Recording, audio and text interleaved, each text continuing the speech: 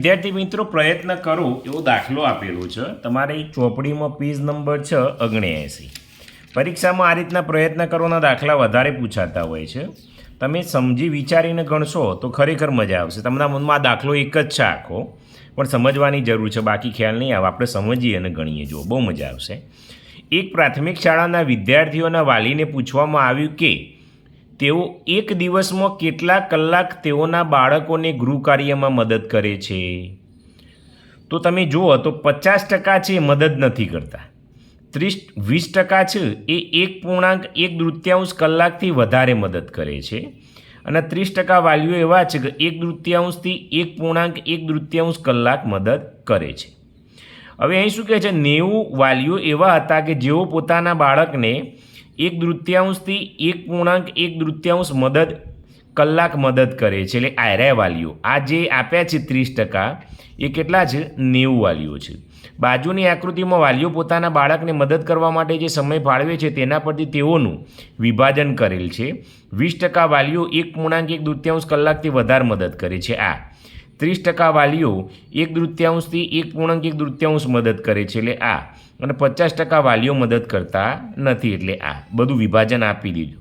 આ પરથી નીચેના પ્રશ્નોનો જવાબ આપો. કુલ કેટલા વાલીઓનો સર્વે કરવામાં આવ્યો? પહેલો પ્રશ્ન. ચલો હવે વિદ્યાર્થી મિત્રો તમે જુઓ, આડકતરી રીતે તમે જુઓ તો અહીં આપેલું છે, જુઓ 90 વાલીઓ એવા હતા કે જેઓ પોતાના બાળકને 1/2 થી 1.1 કલાક મદદ કરે છે, એટલે આયરાય આ 30% વાલીઓ છે.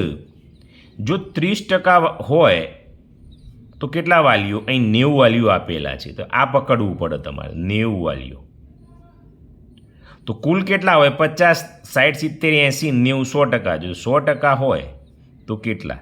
તો 100 ઉપર જ્યું, 30 નીચે આવ્યું. રીત ગમે તેવી વાપરો વિદ્યાર્થી મિત્રો, જવાબ આવવો જોઈએ, એનાથી મતલબ છે ગણિતમાં. 0, 3 તરી 9, 100 તરી 300 વાલીઓ.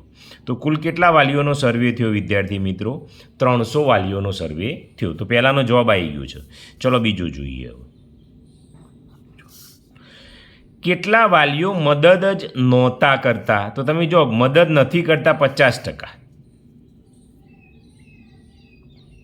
તો 50% વાલીઓ મદદ કરતા નથી. 50% વાલી મદદ નથી કરતા. તો કુલ 300 તો ડાયરેક્ટ જ આવી જશે. 150 વાલી મદદ નથી કરતા. આવી ગયો જવાબ. કારણ 100% હોય એટલે 300, તો 50% એટલે 150. ચલો ત્રીજો જોઈએ. કેટલા વાલીઓ 1.1 કલાકથી વધારે સમય મદદ કરતા હતા? તો કેટલા? 1.1 કલાકથી વધારે 20%. જો 100% વાલીઓ ગણીએ તો કુલ કેટલા થાય? 300 વાલી. તો પહેલાં તો 20% જ છે, તો 20%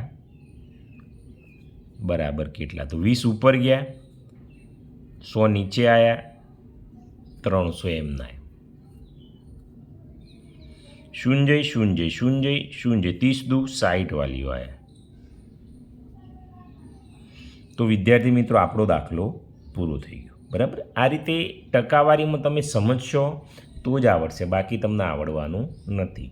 એટલે ટકાની નીચે ટકા જ આવવા જોઈએ, એ તમારે ખાસ ધ્યાન આપવાનું છે.